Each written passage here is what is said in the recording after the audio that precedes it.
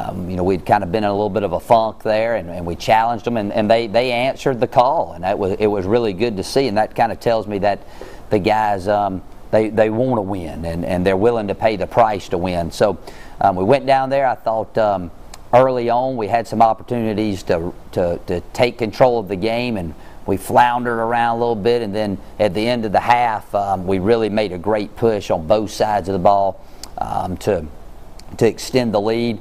Third quarter fell in a little bit of a lull, and then we really finished the game up well, which was good to see. I thought that our special teams was at their peak, the best that we've had all season long. You know, I thought that our other than the last PAT, we just can't handle success. But everyone we kicked good. I thought that Keenan punted outstanding. I mean, golly, we had no return yards, close to a 50-yard net average. Our kickoffs were in the right spot, had great coverage all night there, and our kick return, you know, we had, of course, Dontrell's an electrifying returner, but he had some great blocking and the drills that we work on all the time that were able to spring him free. And then the thing, though, that was some little things in critical downs I thought were good. You know, we fielded every punt. That's the first time we fielded every punt all season, something we've been harping on. So we're continuing to get better.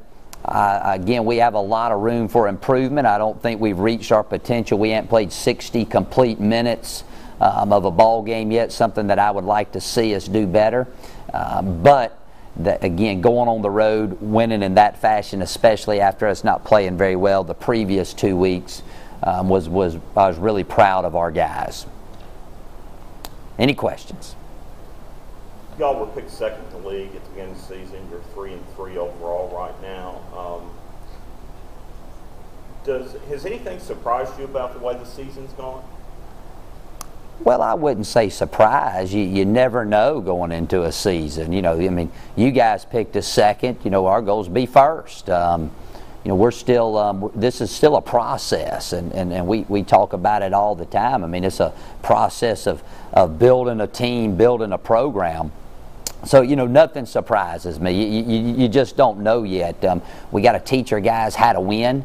We got to get that winning state of mind. You know, I mean, you look around and, yeah, would we like to be 6-0? Sure, that was our goal.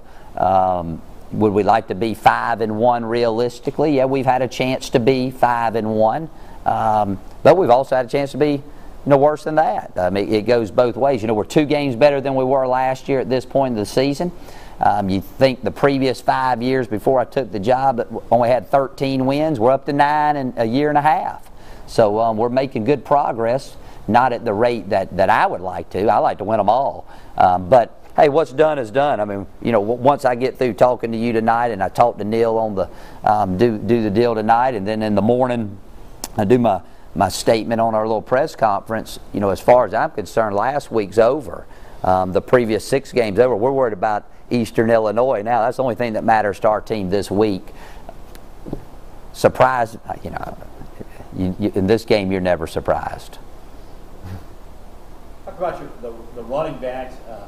Mike didn't play. You had Brady and LeVea, though, had outstanding games for you. They just seem to really be ready to play with a lot of energy. Really proud of those guys. You know, we had a lot of guys that were ready when their number was called that haven't seen a lot of action this season. I thought that Tyler LeVea played outstanding, considering, you know, he just hadn't had many reps. He had a little bit against Jacksonville State, but played the majority of the ball game. There was probably 2 runs that, you know, he may have missed the read on that could have ended up being big plays. One of them early in the game, we ended up hitting Walter Power for a 1-yard touchdown.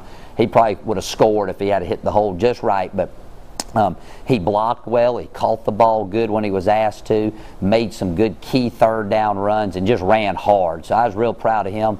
And then Dwayne Brady, you know, man, that guy's a winner. He caught the ball well. He ran the ball good. You know, early or throughout the course of the week, he had practiced on defense a good bit in case we needed him over there.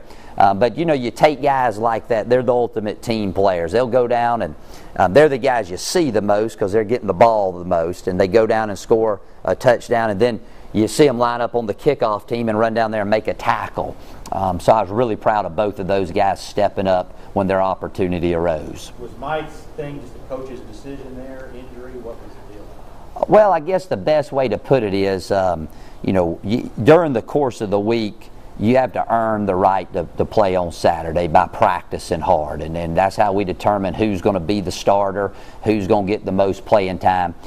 So if you don't practice well during the week, you don't get an opportunity to play on Saturday.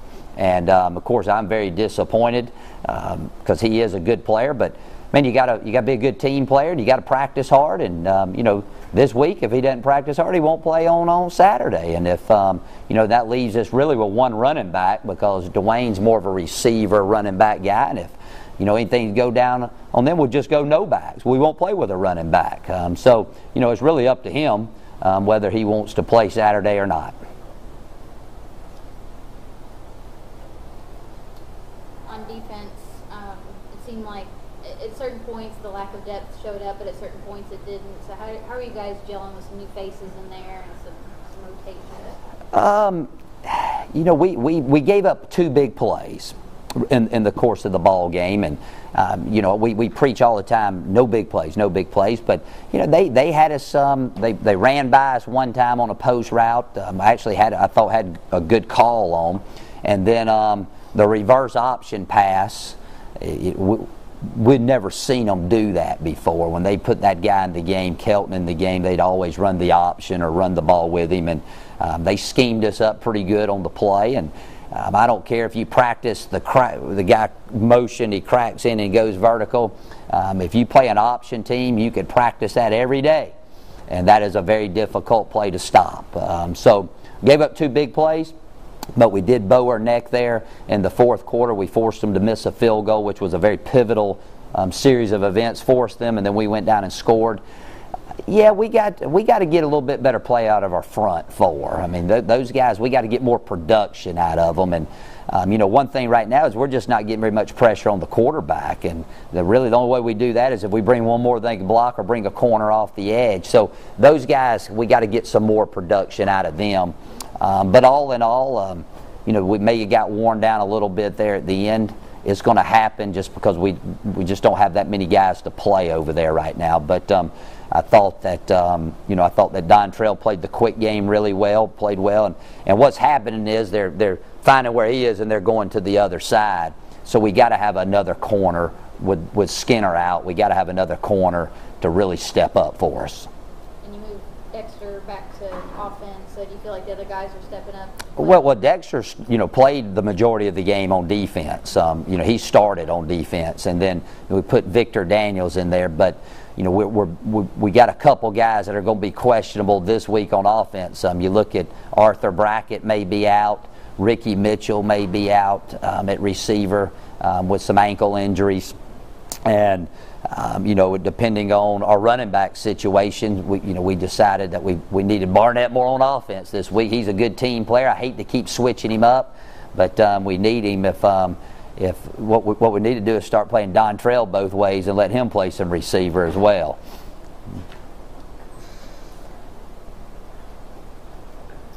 Talk about Eastern Illinois. They're sort of reeling right now. A tough loss for them against Eastern Kentucky. Talk about what built them. They played everybody pretty close. I know last week was a tough one for them, but they played Jacksonville State at their place really tough. Offensively, they present a lot of challenges to you because they can run the ball and they're very good in their play action game. Their quarterback, he's the guy. I think he got his first start against us last year, and he was freshman of the week. Even though we defeated them. We're going to have to do a good job of again stopping the run and just not giving up that big play. We had some guys step up defensively last week. Jarius Williams played his best game of the season, but we missed too many tackles. We got tackled better. And then defensively, their front, after watching them, man, they may have the best overall front 4 in the conference. They're active and they're quick. They rush good off the edges. So we're going to have our hands full blocking them. Records, this league's pretty even. It just depends on who shows up on any given day, and we need to have more excitement about ourselves and continue to improve off of last week's victory. You feel like the win against Georgia State was, obviously important because it was a win, but maybe a little bit more just Well, anytime you win, you're going to be more excited about it than the alternative. But it came at a good time. Again, because we had been defeated 2 weeks in a row, and then have a little bit of momentum headed into this homecoming game versus Eastern Illinois. No question, it was a big boost for our confidence. Do you expect to get any of the players who've been hurt back for this weekend? Probably not. We'll still be without Richard Beers, who'd been starting at defensive end for us. Right now, Darian Skinner's still out, Pat Robertson's still out, Lamar Hall is out he'll be out for the season. Boy, the list is so long. Arthur Brackett, Ricky Mitchell are both questionable for the game on Saturday. Io is probably out for the game on Saturday. Quay Huzzy's questionable for the game on Saturday, just strictly because we don't know yet on him.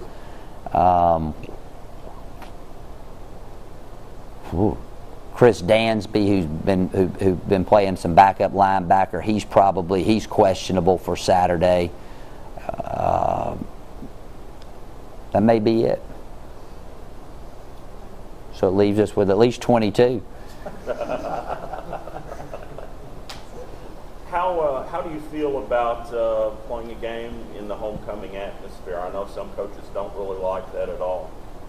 Well, I mean, it's just another game. I mean, as far as preparation goes, it is no different. Our job's to win the game on Saturday, and good thing about homecoming, we get a lot more folks that come to the game, so that's always nice, and get to have a lot of alums that come back, and you're going to put on a good show.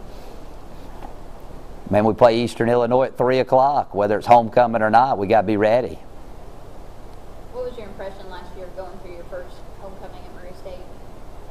Oh, it was neat. I mean, tent city, and I'll say it again, and somebody may get mad at me. I don't know why we don't do that every week. That's a great atmosphere over there, and it's very conducive for our stadium to have that type of atmosphere. I mean, having a one-side stadium, you ought to use that to your advantage. So I think it's a great atmosphere. I like it, and I'm excited. I think our boys get excited about having that many folks there during the warm-ups. It just makes it feel like a lot more people are at the ball game. What do you think the keys to victory this weekend are? Well, they're the same every week. I mean, offensively, we got to execute more consistently. And, we had a chance the other day to put them away early and couldn't do it. Some of it was them, some of it was us. So we got to be more consistent and limit our bad plays on offense. And then defense can't give up the big play and got to tackle better. But all in all, our fronts have to improve this week. O-line and D-line have to improve in order to give us a chance to win.